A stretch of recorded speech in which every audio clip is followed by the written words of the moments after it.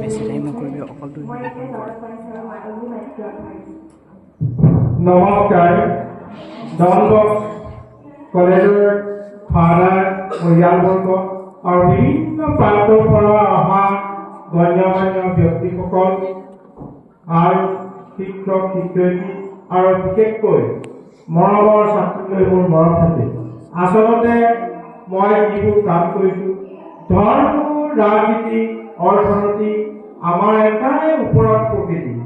সেইদৰে ৰাজনীতি অৰ্থনীতি ধৰ্মনীতি আধাৰত মই প্ৰকৃতিৰ কাম কৰিছোঁ, বেলেগ ধৰণৰ কাম কৰা নাই। মই যি বুজি পাইছোঁ সূৰ্য উঠা দেশৰ পৰা সূৰ্য পোৱা দেশলৈ গৈ যিটো বুজি পাইছোঁ মই সেই কামটো কৰিছোঁ যে ধৰিত্ৰীয়ে পানী লগা জ্বৰ হৈছে, যেতিয়া আমি সম্পূৰ্ণ জ্বৰ হ'ব পৃথিৱীৰ পৰা আমি প্ৰাণীৰ লগত বিদায় মাতিব লাগিব, সেইটোলৈ গুচি আহিছে।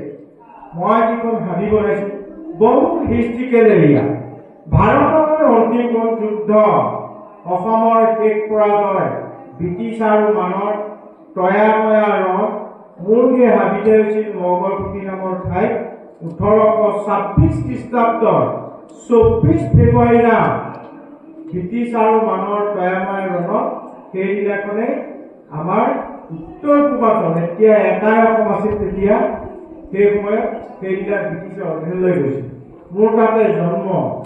মই সৰুৰ পৰা দেখিছিলোঁ ব্ৰিটিছৰ দিনৰ জাহাজ ঘাট ঢাকা হৈ কলিকতা হৈ বস্তু অনা নিয়া কৰে, যোৰহাট ককিলাম ঘাটত বৰগোপত তাত বস্তুবোৰ উঠা নমা কৰে। উজনি অসমৰ প্ৰথম ৰেল ষ্টেচন যোৰহাট জেপিআৰটো আছিল, তাতে বস্তুবোৰ নি তাত ডিষ্ট্ৰিবিউশ্যন কৰিছিল আপাৰ আছামত।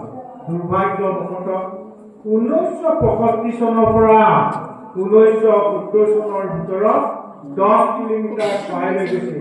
সেয়া আমাৰ গাঁও মগলপুতি জাহাজ ঘাট ৰেলৱে লাইন ব্ৰহ্মপুত্ৰৰ বুকত যা গ'ল।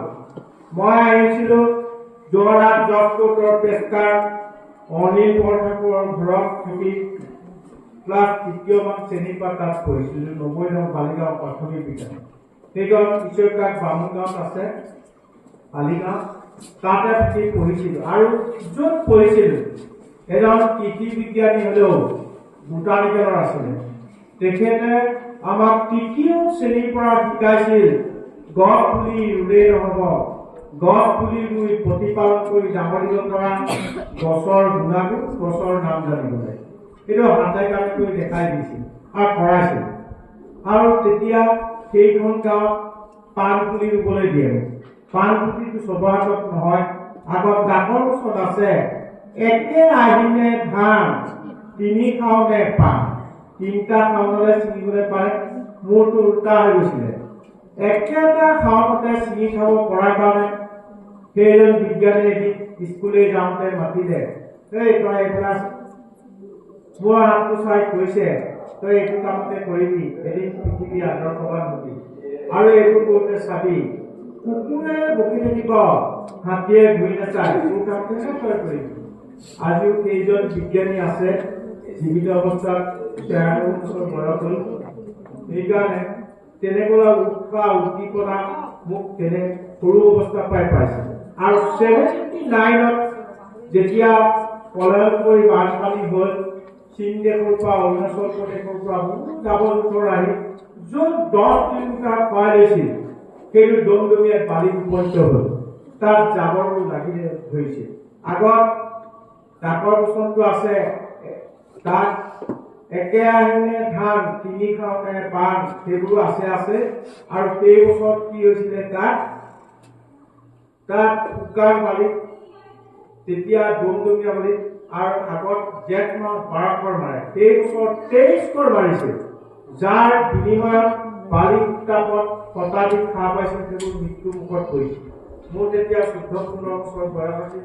মোৰ বহুত দুখ লাগিছিল, আমিতো এনেকৈ মৰিব লাগিব, গতিকে সাপ নমৰাৰ ব্যৱস্থাটো কি কৰা হ'ব। তেতিয়া 5 কিলোমিটাৰ আঁতৰত ডেইৰী কমিটি মানুহ আছে, আইতা ককাহঁতলৈ গৈ মই সুধিলোঁ এই যে সাপ নমৰাৰ কিবা ব্যৱস্থা আছেনে। তেতিয়া আইতা ককাহঁতে কৈছিল বিশ্বৰ আটাইতকৈ ওখ ঘাট ৰুবলৈ কৈছে। মই তেতিয়া বুজি পোৱা নাই, তেওঁলোকে পিছত বুজাই দিছিল বিশ্ব এটাইতকৈ ওখ ঘাট হ'ল বাঁহ। বাঁহ ৰুলে ছাঁ হ'ব, ছাঁ হ'লে সাপ নমৰিব আৰু তই গছ পুলি ৰুই গৈ থাক।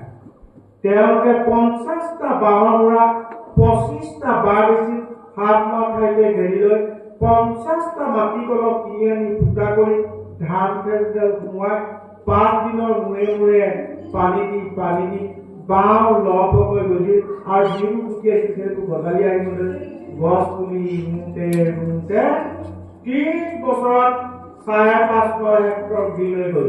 1380 একৰ মাটি বিল হৈ গ'ল। যাৰ বাবে সকালিক হৰিণা বোলে ঢুকীয়া বাঘ আহিল, বিলুপ্ত পৰ্যায়ৰ কুকুৰ আহিল, গড় আহিল আৰু হাতী আহিল। হাতী আহোঁতে বহুত দুৰ্যোগৰ সন্মুখীন, মানুহে দেখিব নোৱাৰা হ'ল। তই হাতীখন নবনোৱাৰে হাতীটোক নাহিলে হাতীটোক মাতি আনি আমাৰ ঘৰ দুৱাৰ খাদ্য আমি চব খাই পেলাইছে। তেতিয়াই এনেকৈ মিটিং পাতিলে মানুহে উঠায় যে গছবোৰ কাটি দিলে হেনো আৰু তেতিয়া হাতীটো নাহিব। তেনে অৱস্থাত এদিন কুকুৰলৈ আহি পেলাই ক'লে কথাটো ক'লতে মই তেতিয়া কৈছোঁ প্ৰথমতে মোক কাটিব লাগিব, তাৰপিছতে গছ কাটিব পাৰিব, কাৰণ মোৰ গছে গৈ কাৰো ঘৰ ভঙা নাই। আৰু হাতীয়ে ভাবিছে হাতীৰ কাৰণে ফৰেষ্ট ডিপাৰ্টমেণ্ট আছে, আপোনালোকৰ MLA আছে, MP আছে, চিফ মিনিষ্টাৰ আছে, ভাৰতৰ প্ৰধানমন্ত্ৰী আছে, তেওঁলোকৰ লগত ডিছকাছ কৰক, গছ কাটিব নোৱাৰি। মোৰ কথা শুনি গুচি অসমৰ সংবাদ মাধ্যমক এইকাৰণে ধন্যবাদ জনাব লাগিব। বৰ দুখ কষ্ট অতিক্ৰম কৰি 18 কিলোমিটাৰ খোজকাঢ়ি গৈ মোৰ আজি মোক লগ কৰিছিল। মই লগ কৰোঁতে মই তেওঁলোকক সংবাদ মাধ্যম বুলি নেজানো, পত্ৰকাৰ বুলি নেজানো, চোৰাং চিকাৰী বুলি ভাবিছোঁ। জানো চাওক গড় মাটি বাঘ মাৰি ওলাইছে, সেইকাৰণে সোমাবলৈ দিয়া নহ'ল। পিছদিনা আকৌ আহিল, পিছদিনা মাঘৰ বিহু আছিল। মাঘৰ বিহু দিনাখন এখন গোলাপ গামোচা চেলেঞ্জ চাদৰ 500 টকা আৰু প্ৰমাণ পত্ৰ দি কৈছিল যে আপুনি বহুত ভাল কাম কৰি আছে, আপোনালোকৰ আমিবোৰ আছো। কিন্তু আৰ্টিকলটো লিখোঁতে 2 বছৰ সময় লৈছে। শদিয়াৰ পৰা ধুবুৰীলৈ যেতিয়া ফৰেষ্ট ডিপাৰ্টমেণ্টৰ লগত আলোচনা কৰিলে তেতিয়া ফৰেষ্ট ডিপাৰ্টমেণ্টে ক'লে নহয় সেইখন আমি তেওঁ অকলে নহয়, আমাৰ এদিন নকৰে। তেতিয়া 2 বছৰৰ পাছত 2008 চনৰ পৰা 2010 চনৰ 24 ফেব্ৰুৱাৰী 25 জানুৱাৰী দিনাখন জিতু কলিতাই লিখা আৰ্টিকলটো লিখাৰ লগে লগে তেতিয়া DY 365 টাইমছ অফ ইণ্ডিয়া